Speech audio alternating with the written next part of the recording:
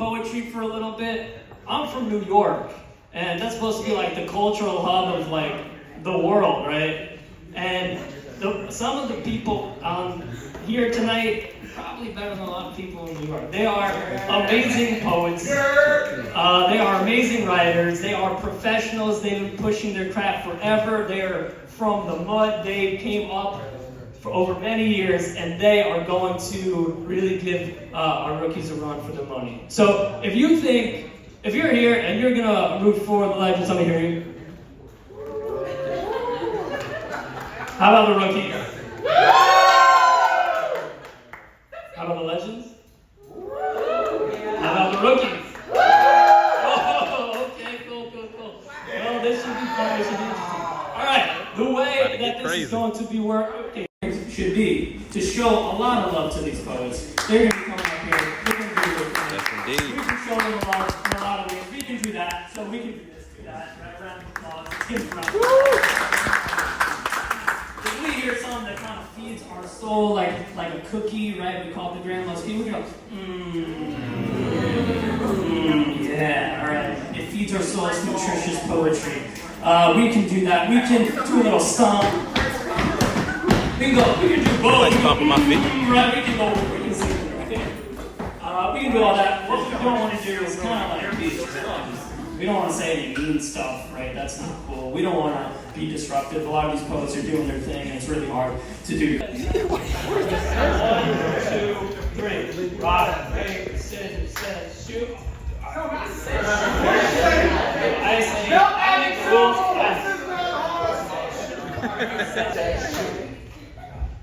All right, so legends are up first now. Before that, we'll have our sacrificial poet, ladies and gentlemen, to the stage.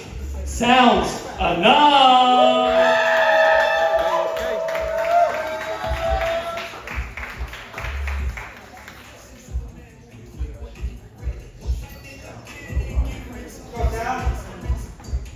Hi, everybody.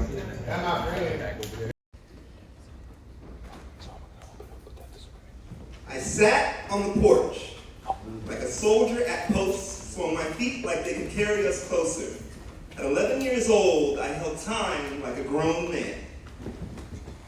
I waited for only weightier, unsure of what a man was and understanding too much to remain a child, the kind of confusion that sits heavy like a second skin you never take off. Mom said, come inside. I said, not yet. She asked if I was okay without flinching. I lied like a man and said, I'm fine.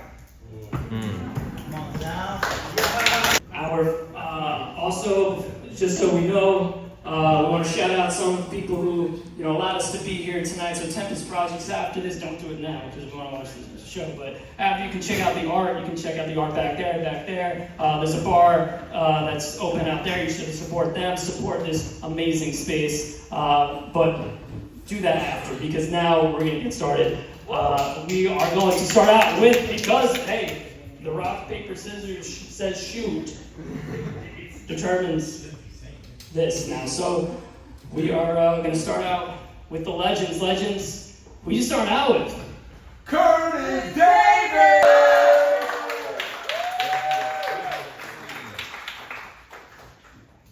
Legendary! Go ahead, Holly. Let's go. Bag talk. Talk back.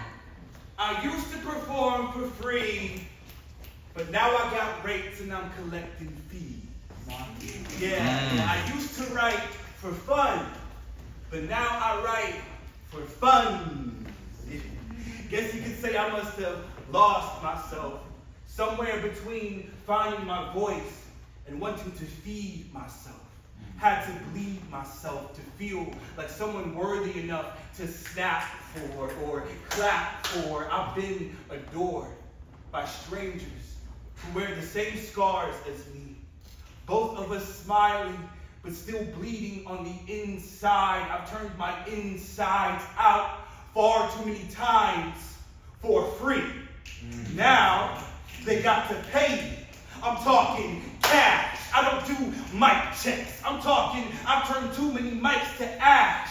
Phoenix my pain and eclipse the sun with of my darkness for some audience to see the silver lining in the halo. But now, I'm Master Chief. And this pen be my battle rifle. I've been taking shots in the dark at my destiny. Most times miss, but still get the best of me.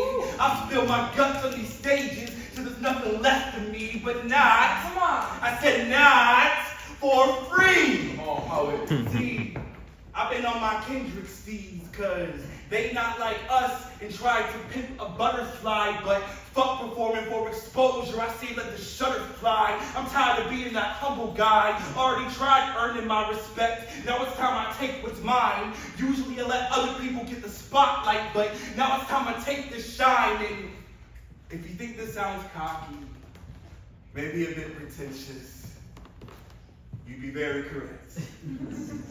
See, all that yelling, all that was just me affirming myself after over a decade in the game with nothing to show for it, y'all, but more of an understanding of who I am and the damaged ego. This is me, a broke, but not broken poet, putting the pieces back together. I am nothing more than a black kintsugi bowl trying to stop from spilling over. This poem is nothing more than my golden cracks glimmering in the stage lights.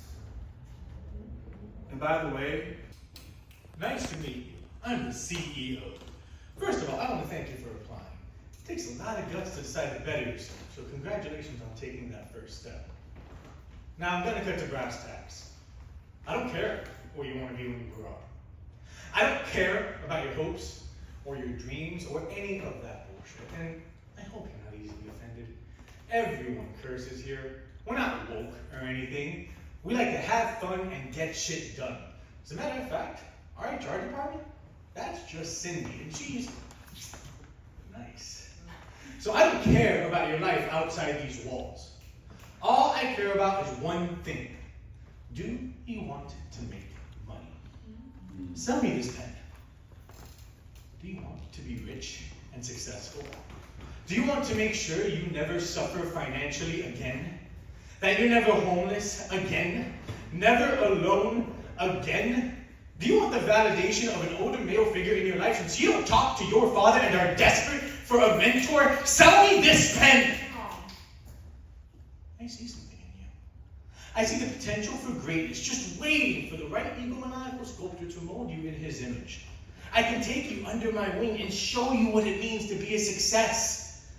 I can use that spark inside you to light an ambitious flame that will consume you and stay with you every step of the way until the last ember burns out to sweep away the ashes for the next king who's gonna sit at your desk. Sell me this pen! Take all that anger and hurt inside you and turn it into a weapon. A pen mightier than any sword signing check so big you won't even notice the years they buy fly out of your hands. Don't think about it. Give me an answer. There's no rest for the wicked, and the coffee will keep you closing long after your body should have given out. Do you want it all? Sell me this pen. Great. We'll see you Monday.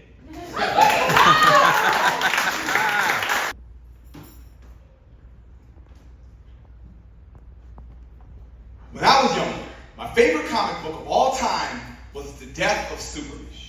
You see, as an avid Marvel Comics reader, I thought there was nothing more glorious than seeing the most ridiculously overpowered character in the history of the universe get beaten to death by Doomsday. I mean, seriously, y'all, Superman is a terrible comic. There's no real struggle, no real sense of danger. So to me, there was never any real story. And I always wondered, why waste my time reading this boring stuff? Especially when I already had my own version of Superman in my life, my older brother. And his story of a good guy gone bad is a greater superhero tale than any of these hack comic writers could create. Like in 2004, my brother tried to rob a bank.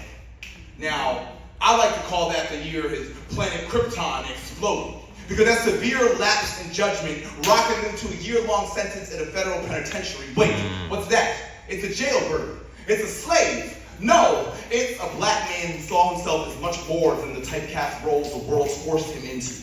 His time spent in that fortress of solitude gave him a full rotation around the sun. Unlocking his unparalleled strength, he stopped the speeding bullet of his life and propelled it toward the law school. He didn't just leap a tall building in a single bound, y'all. He hurdled the bar. He became indestructible, unable to be defeated by anything. So I can't even begin to imagine how bizarro he must have felt when doctors told him that they discovered kryptonite sprouting from inside his own body. Maybe that's why he didn't tell anybody about his diagnosis for 4 years. You see, when my brother's dark side was finally exposed, his secret identity died.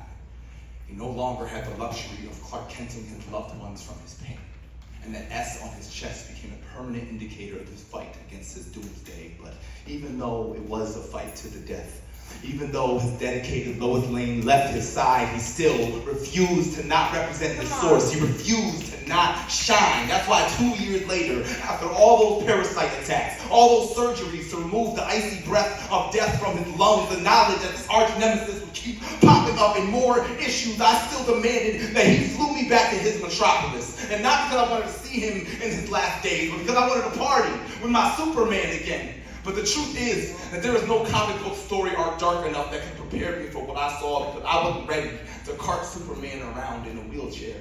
I wasn't ready to see him with more pill bottles than champagne bottles. I wasn't ready to meet Kal-El, bedridden, coughing blood into tissues. To me, he was the man of tomorrow. I mean, to me, tomorrow is forever. Tomorrow never dies. So I refuse to accept that that would be the end of his series. The death of Superman took on a new meaning to me when he finally passed away. There's this uncomfortable truth that is exposed when great men meet even greater monsters. No matter how super a man is, they will still suffer from the limitations of being a man. And sometimes, there's just no happy ending for the good guys, even if they're the man of steel. Thank you.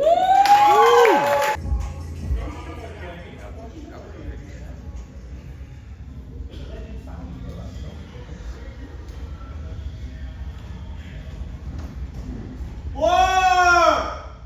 How many of you red-blooded Americans just thought about F-15 Strike Eagle screaming?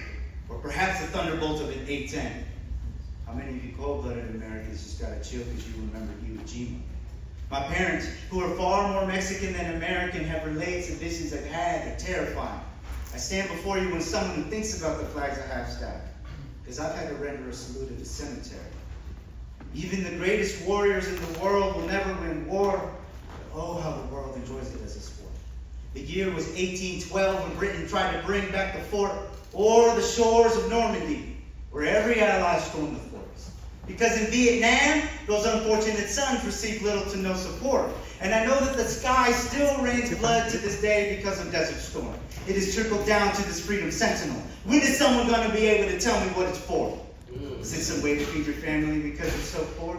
But you're not even rich. How many people even serve 20 years? You're just a lot more disabled and don't enjoy your life as much anymore. So baby, we might find the bottom of this bottle since I've been bottling up my scars.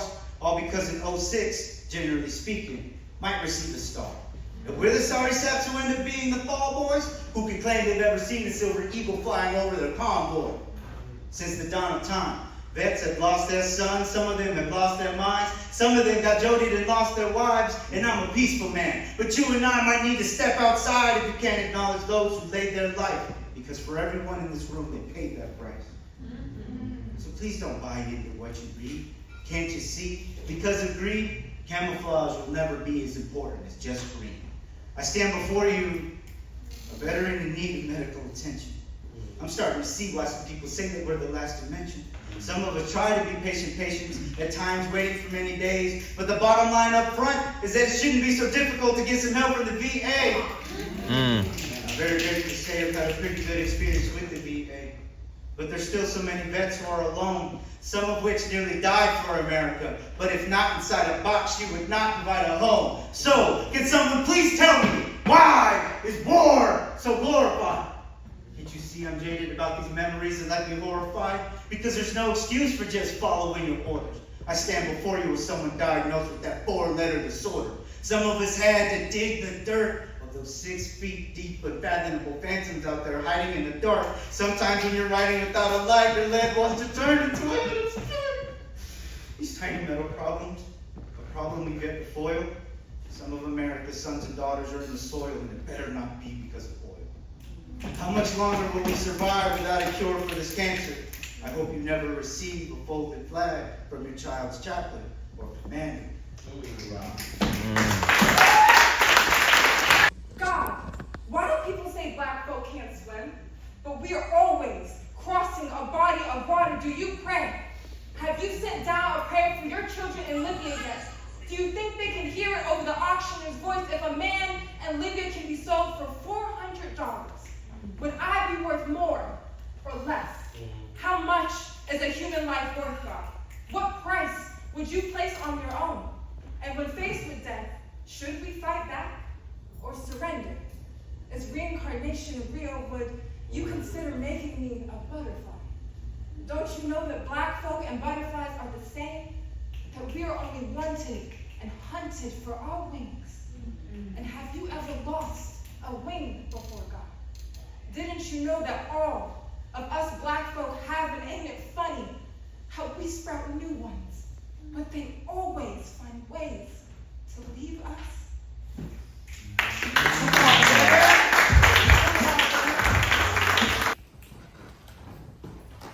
I must be made memory foam.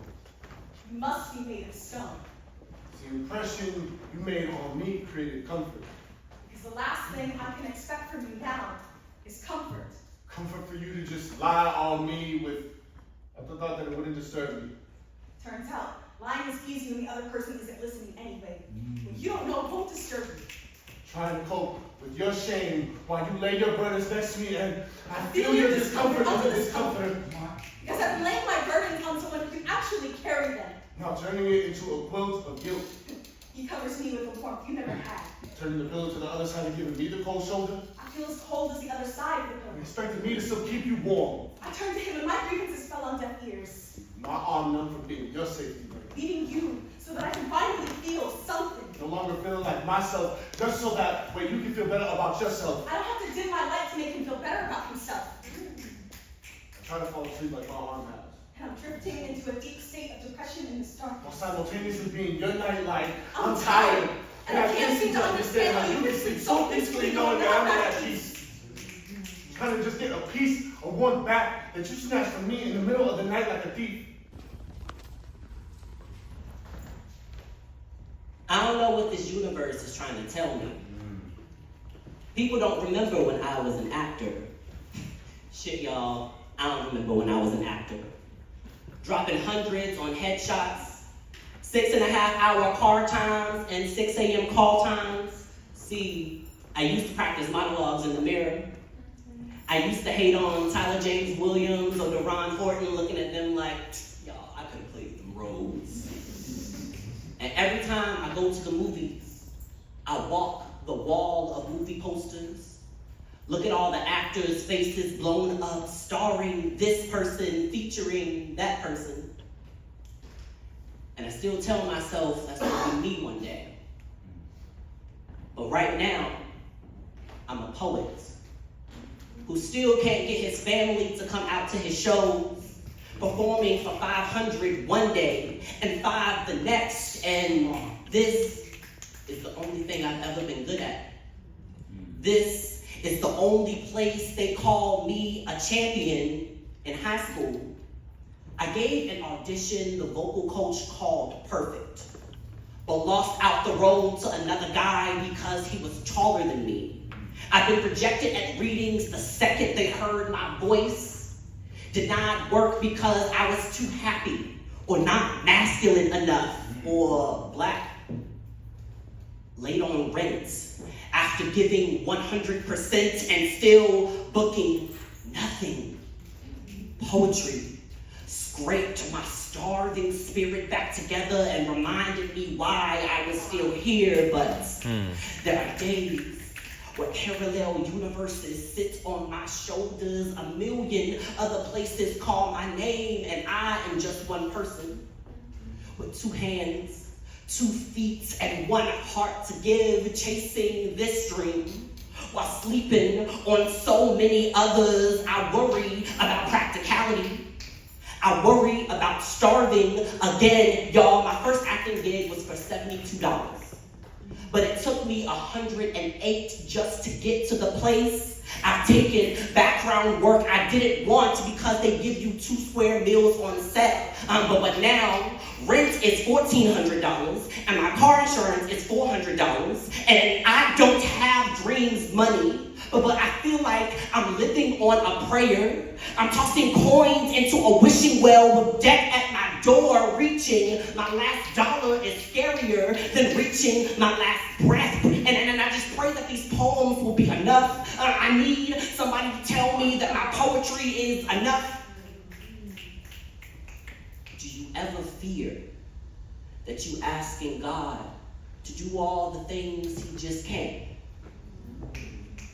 And I really just hope my poetry will be enough.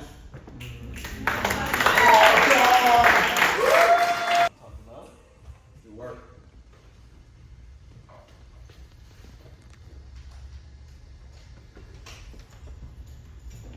Ask me about my mother, and I'll tell you that she's not much of a reader.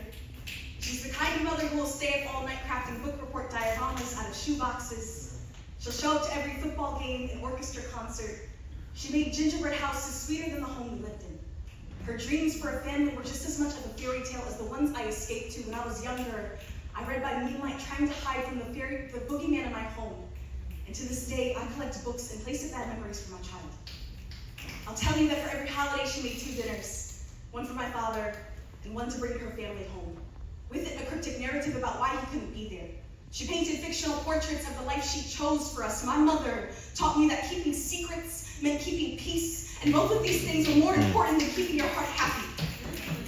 She's the best cook and the worst driver, and she tries to be better every day. She's the kind of mother who will save a baby that has wandered too far away from its home, but also didn't know how to save her own babies from the man who fathered them. Ask me about my mother, and I'll tell you that while pregnant with me, the doctors told her there was a possibility I could have a genetic disorder and gave her the option to terminate. An impossible decision for a 16-year-old to make, but I'd like to imagine that she was grateful to have been given the choice at all. I wonder if she ever weighs her love for her children against her regret for having them. How heavy is the burden that we've placed on her shoulders? How much pressure did it take for my father to break her? We are misshapen stones, weathered by the paths we didn't ask for, each of us more flawed than the last. We are a constant reminder of past mistakes.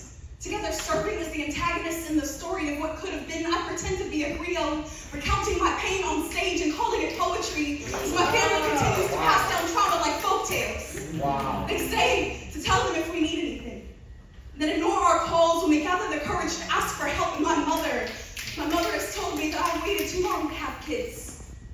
I want to tell her that I've waited as long as I have, so that I could be the kind of mother she would have been if she didn't have me. I refuse to uphold the tradition of carrying brokenness and giving life to suffering. So instead, I've stayed up all night crafting stories about who my children will be and what I can give to them. I want them to know that the survivor's account will be the last of its kind from our family, that they won't have to whisper their fears, that there was no boogeyman to hide from, that there was love and the home that we have made together. I want to collect books to read them to sleep and sing my love to them when they wake. And when they ask me about their grandmother, I'll tell them that I think she tried her best.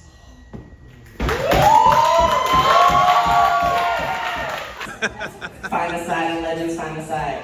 Thank you so much, y'all, for coming out. So, what's going on? What our incredible host Zach has been talking about is GrowHouse. We are sponsoring a competition team to go to the Southern Pride Poetry Slam. It is the largest poetry slam in the country right now, and it's in Tennessee. So this team right here, they've been practicing, they've been writing and working together to prep for this competition, and they're going against poets from all over the nation, even from international. So they're representing y'all, they're representing this incredible community. That's what they have been doing. And these legends so graciously have given their time because they've been through this before. So unfortunately, we had a legend that couldn't make it, which is why I was called to be on the mic for the moment. My team think I betrayed them, but it was the last minute thing. I had no intention. Nah, you have to let it go. All right. So Once again, we're still raising funds for that. If you haven't got a book, please get a book. Thank y'all for coming to this. So, the book is only $10. Only $10! Yes. It's cheaper than gas, it's cheaper than therapy, yep. So, I have been coaching these incredible poets, and I'm very proud of the work that they did tonight. But also, the legends did their thing. Y'all see they're legends for a reason. Alright. So, what we was doing, we was taking those scores, and we was adding them all up, and the team with the highest score is going to take the night. Y'all, when I tell you it was close. Alright. So, can I get a drum roll?